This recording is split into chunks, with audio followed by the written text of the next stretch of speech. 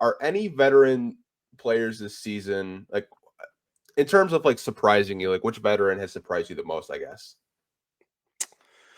The veteran that surprised me the most, I would say Tobias Harris in a good and a bad way to an extent. I feel like when he's on, you see how valuable and how much different this team is because again, he's giving you a different level of production in terms of being a guy that they can rely on in the post-up game.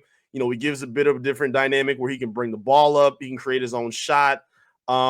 And he's been playing pretty good defensively. I've never really known Tobias Harris to be much of a defender, but he's very active. He does very well in passing lanes. He got a couple good strips earlier today, and I think he did a good job against the Hawks as well. He's been pretty solid as a defender right now. So I'm definitely surprised in that. I'm surprised with how cold his shooting has been for sure. Like I don't know who got voodoo on him with corner threes, but that needs to change immediately. You talking about they could be, 5-6 or whatever right now. If they just maybe make a couple more stops, they could easily be better than that if he knocks down a couple of those corner threes.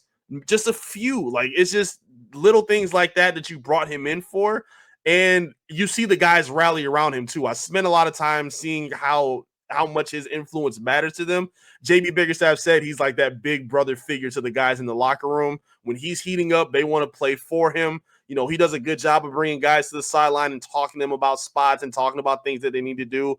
And he did a really good job of keeping Cade's head cool after that technical foul that he got earlier too. So major credit to Trajan Langdon because, obviously Tobias was a big laughing joke on social media when he got signed here, but I think he's been a big plus, and not in terms of his shooting, but other aspects as well. The off-court chemistry with the team, being able to give them a different dimension, scoring offensively, and his defensive efforts as well. I think all deserve a lot of credit for what he's done so far. Yeah, I think Tobias has been definitely a bright spot. Mine is Malik Beasley, and it's for a different reason. Like, I went to the home opener, and him and Ryan were talking so much crap to Benedict Mathurin. Like the whole crowd loved it. Yeah. Last game against the Hawks, he had a deflection and he was like clapping his hands, and the whole crowd got into it. And the type of leader that he is, like you see him talking to the guys on the bench when he's not playing. You see him kind of take Ron Holland and Cade Cunningham and Jaden Ivey under his wing, the way he's kind of interacted with the Detroit Pistons fans since he's gotten here. I think it's such a breath of fresh air, kind of given like the vets that we had last year. Like no shot at Alec Burks or Bojan Bogdanovic. Like they weren't really veterans that were willing to, spend extra time to help these guys get better. Like they just seemed like vets were like, I'm going to give you 15, 16. If we win the game, cool. If not, hey, not really my problem. I'm not babysitting you guys right now. Like I'm trying to get my next NBA job somewhere else, probably. Like all these vets, Tim Hardaway Jr., he's just been on a heater. Maybe it's because he's playing back in Michigan. Tobias Harris, I don't expect him to have games where he's not shooting the 3-point shot at a pretty decent clip. I think he's just kind of struggling right now. I know a lot of people wanted to get on his ass for tonight's game, which I don't really think it was his fault. Did he miss a free throw? Sure, but he wasn't solely to blame for tonight's loss. I think there was a lot of different issues of why they lost the game, and it's been the same issues: turnovers, rebounds, and just kind of questionable shots in the fourth quarter. But I really like what I'm seeing out of Malik Beasley, and who knows, maybe they decide to re-sign him after this year's over. Yeah, I wouldn't rule that out at all either. Going back to the veterans and even the other pieces that they've had, they're like Bojan and even Alec Burks. They were guys who were good offensively sometimes, but terrible defensively. At the very least, and I'm not saying that Beasley's some lockdown defender, or Tim Hardaway Jr. or Tobias, but they have given better effort than any other vets they've had up to this point. They give you better versatility, and like you said, they care about the development of this team. They're also healthy and able to be around and more relatable than a guy like Bojan. Like even simple things like I give credit to Beasley for, when he was in the locker room with Cade, anybody saw on the Pistons social media, takes the game ball, gives it to him. Hey, you've been through a lot, man. We appreciate you. Respect the work you've been doing. This is for you. or even them having like a bond on social media. Like those little things do matter. JB talked about it a lot too. Like Tobias has said, like, yo, I cared even outside of basketball. I've told these guys how to spend your money, like how to move on a day-to-day basis as a professional. Those little nuances don't get talked about enough. People keep it strictly to the basketball court. Those other outside things matter a lot. We saw it from as soon as Summer League when Tobias was sitting with the young guys watching the game. So it shows that they are invested in not just what, their next step in as a professional, but how they can help bring winning back with this young foundation that's set in place right now. I thought it was really important. I saw it on Twitter, and I can't remember who had posted it because they were at the Hawks game.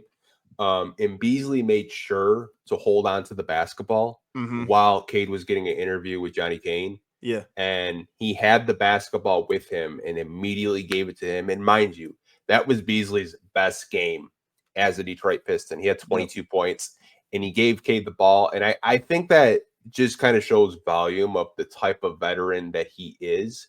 Cade had 3 straight triple doubles this week. The fact that he's kind of deferring to Cade and say, hey, man, this is your franchise. I'm just here to lead you and be a veteran that you can lean on, during tough times, or maybe you're playing a little bit out of control. I can kind of calm you down in that way. They didn't really have that last year. And you had a coach last year that kind of just had a front row seat. I'm not coaching if you ask me. Like sometimes you just look confused out there. It's like, it didn't work. Okay, let's try it again. But like, honestly, man, like, I love the addition of Beasley, and a lot of people that are subscribed to this podcast, they know that I was really like saying like we should go get Malik Beasley if the Bucks aren't going to go get him. Like him and Gary Trent were my 2 guys that I kind of circled in.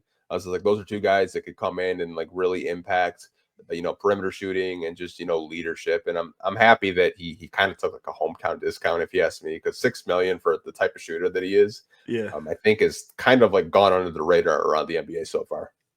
Yeah, these are the kind of veterans that they needed. Like there was a lot of talk about adding guys like Malik Monk to this team, and those kind of players take away from the development of a guy like Jaden Ivey and Cade Cunningham. They understand what their roles are. They understand how they can help, and they're executing that to the best of their ability right now. Again, they've been a little hot and cold in some spots, but they're lending as much assistance as they can in the areas that the Pistons need the most. And it's starting to reflect with the players too. Like when you see the vets being able to talk to the young guys, and in the next quarter, Cade is bold enough to tell Tim Hardaway, hey, we needed this possession here, and this is what went wrong.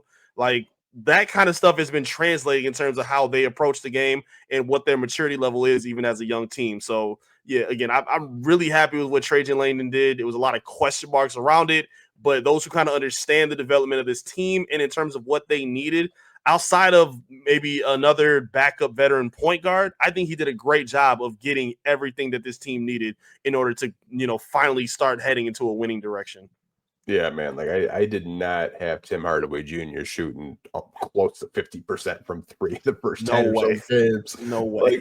Like so many Dallas fans told me that he was washed. Pistons fans like, wow, we just traded for another Joe Harris. And I think if Tim Hardaway plays all next week in every single game, I think he will match the games that Joe Harris played in last season, which kind of tells you we're like, what, 4 or 5 weeks into the season, and he's already going to match the games that Joe Harris played in, and Joe Harris just retired. He's like, I'm done. Like this ankle injury is like too much. But yeah, man, I've been like really impressed with all the vets, and even like a guy like Fontecchio that doesn't like really get kind of looped into the vets. I think some people forget that he's like 27, 28 years old, and he's a vet that they can lean on as well.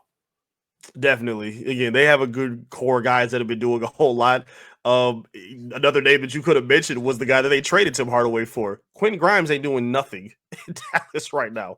He's not playing good basketball. And Tim Hardaway has come in and given you a lot of assistance offensively, even when he's being asked to switch on defense too. Like I remember spots where he had to guard like Kevin Durant and, be in areas where he's guarding guys that are bigger than him. Just being a vet, he kind of understands, ways to defend without fouling and trying to slow down possessions or at least slow down runs. So yeah, he's been a very, very big shock. If anyone had him as a pick, I would totally understand, because they both, or all 3 of them to me, have done a good job collectively of, hammering in spots where the Pistons have needed them.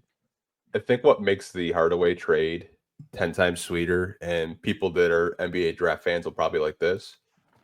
Your Detroit Pistons own the Toronto Raptors' second round pick. True.